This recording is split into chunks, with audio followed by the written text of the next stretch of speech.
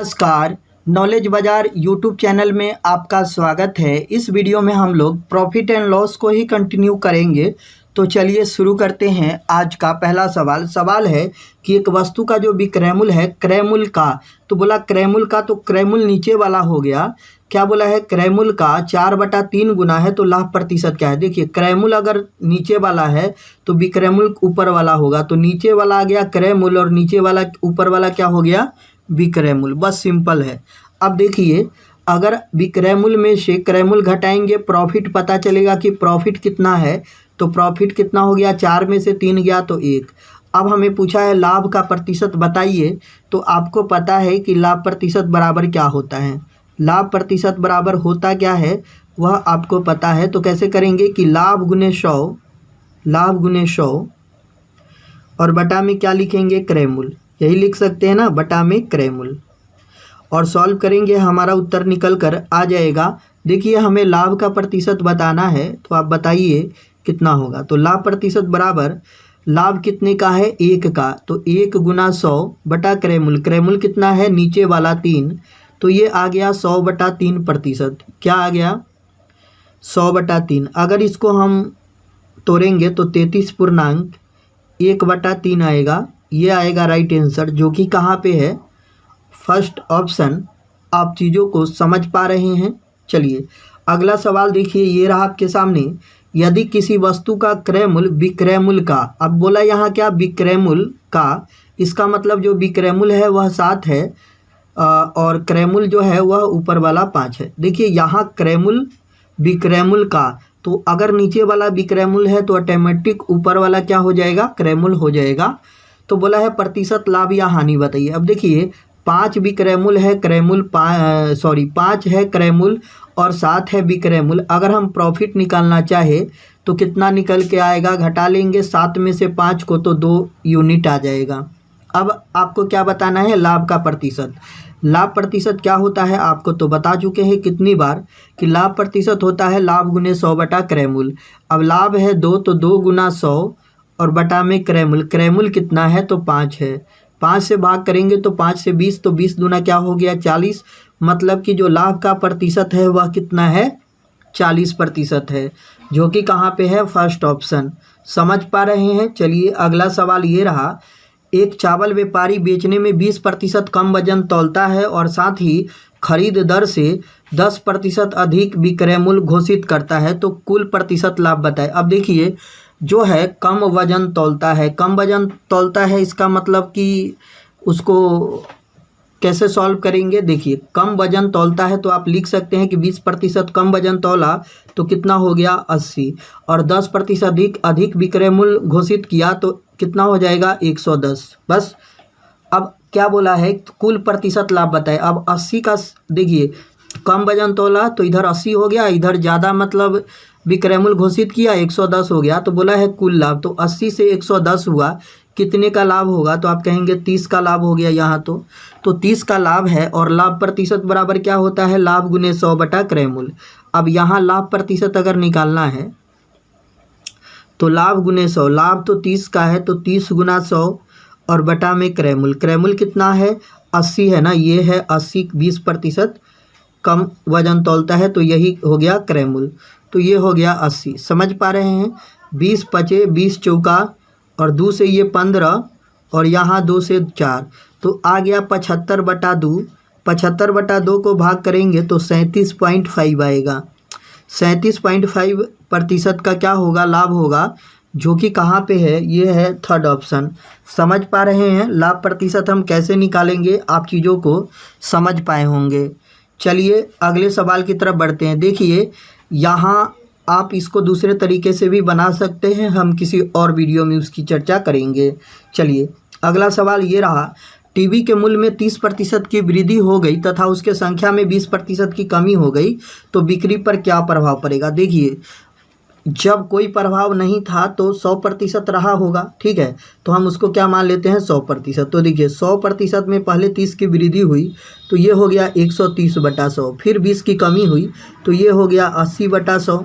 अब देखिए 100 से बढ़ गया तो लाभ होगा, 100 से घट गया तो हानि होगा। देखिए कैसे सॉल्व करते हैं।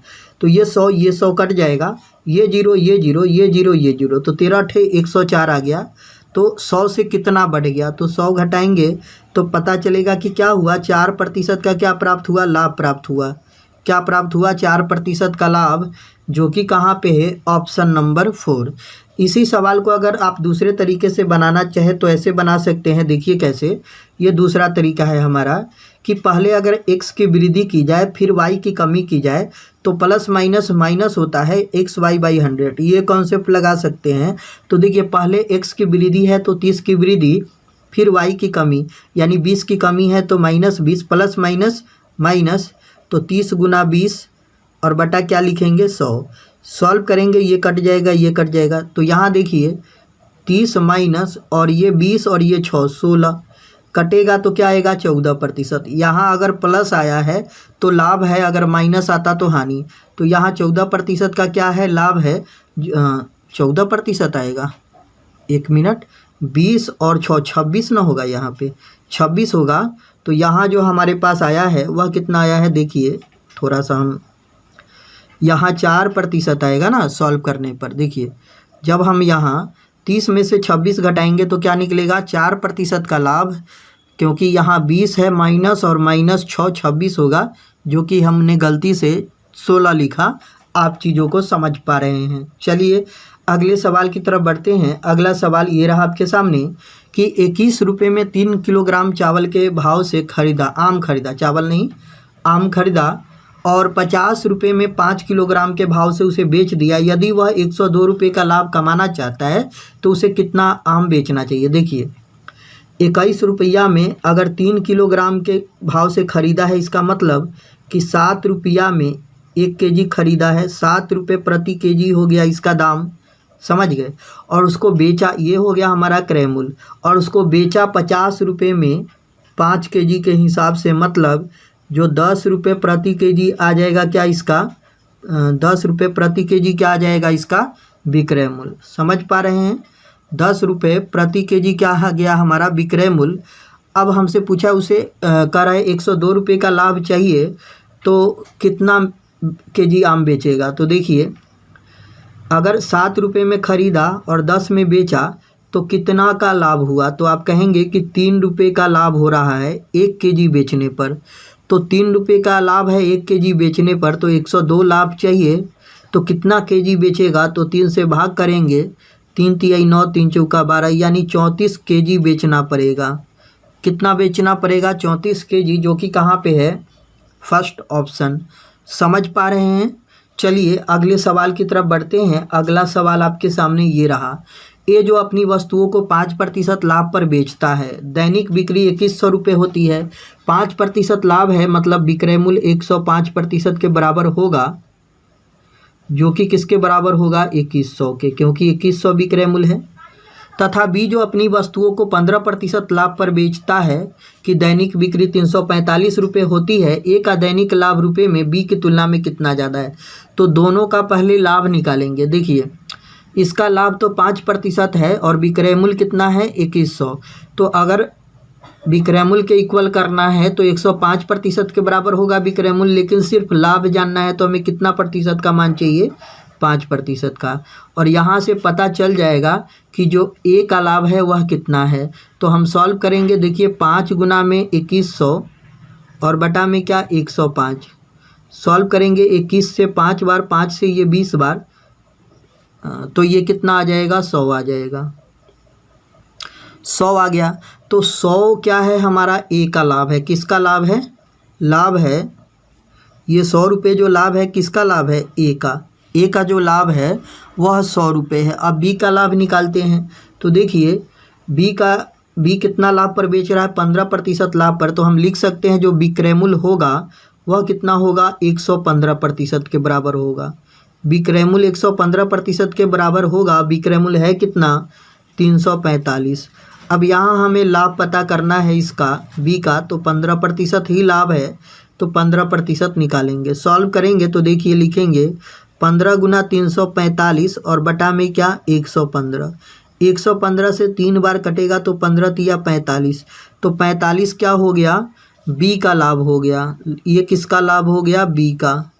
ये लाभ हो गया बी का। तो पूछा है कि ए का दैनिक लाभ बी की तुलना में कितना अधिक है। अब देखिए कि जो ए का लाभ है बी से कितना अधिक है, देख कर बताइए। तो इसका 45 है, इसका 100 है, तो कितना ज़्यादा है। तो 100 में से अगर 45 घटाइएगा तो कितना प्राप्त होगा, 55 प्राप्त होगा। मतलब 55 रुपये ज़्यादा है। तो हमारा उत्तर क्या होगा, 55 होगा। कहाँ पे है, ऑप्शन नंबर 3। समझ पा रहे हैं। चलिए अगला सवाल ये रहा। एक आदमी ने कुछ संतरे 2.85 रुपये में मोल किए। देखिए 2.85, उनमें से कुछ संतरे 1.52 में बिना लाभ के बेच दिए। तो आपको करना क्या है, पहले तो इन दोनों का बेच दिया। अब उस आदमी के पास कम से कम कितने संतरे हैं, तो कम से कम बोला है तो आपको क्या निकालना पड़ेगा, एलसीएम। तो इसका जब एलसीएम नहीं एचसीएफ निकलेगा, क्योंकि कम से कम बोला है ना। तो कम से कम के लिए क्या करेंगे, एचसीएफ निकालेंगे। तो ये कितना आ जाएगा, एचसीएफ निकालिएगा तो आ जाएगा 0.19। क्लियर, एचसीएफ आप निकाल लेंगे, कितना आ जाएगा 0.19। तो बोला है उस आदमी के पास कम से कम कितने संतरे हैं, तो उसके लिए क्या करना पड़ेगा, 2.85 में से आपको 1.52 घटाकर और इसको भाग कर देना है 0.19 से। सॉल्व कर देंगे, उत्तर आ जाएगा। सॉल्व करिएगा तो ये आएगा 1.33, यही आएगा ना, और बटा करेंगे 0.19। सॉल्व करेंगे तो देखिए ठीक है ना, घटाएं, ठीक, पॉइंट कट जाएगा और 19 से ये 7 बार कटेगा। तो कम से कम कितने संतरे हैं, तो वह है 7, फर्स्ट ऑप्शन। समझ पा रहे हैं। चलिए अगला सवाल ये रहा। एक बढ़ई कुछ फर्नीचर की सामग्रियों खरीद कर उस पर प्रति 8 रुपये की दर से बेच देता, जिस कारण उसे 100 रुपये की हानि होती। अब देखिए जब 8 रुपये की दर से बेच रहा है, 8 रुपये की दर से बेच रहा है, तो उसको क्या हुआ, 100 रुपये की हानि हो गई, 100 रुपये की हानि। आगे क्या कहता है, यदि वह उसे 10 रुपये प्रति भाव से बेचे। अब क्या कर रहा है कि 10 रुपये के हिसाब से अगर बेचेगा तो उसको क्या प्राप्त होगा, तो देखिए उसको क्या प्राप्त होगा, 200 रुपये का लाभ प्राप्त होगा। तो यहाँ क्या आ गया, 200 रुपये का लाभ। यही आ गया ना कि लाभ कितना आ गया, 200 रुपये। तो पूछा है तो बताए कि कितनी सामग्री खरीदा है। अब देखिए 8 रुपये से जब हमने 10 रुपये किया, सिर्फ 2 रुपये बढ़ाया, तो क्या हुआ कि 100 रुपये का हानि खत्म हो गया, उसके बाद 200 रुपये का लाभ आया। तो हम ऐसा बोल सकते हैं कि इन दोनों का जो अंतर है वह 2 है। 2 क्यों ले रहे हैं कि पहले 8 रुपये में बेच रहा था, बाद में 10 रुपये में बेचा, मतलब 2 रुपये की बढ़ोतरी किया। तो 2 रुपये बढ़ाया तो वह क्या प्राप्त हुआ उसको, तो उसको मिला 300 रुपये।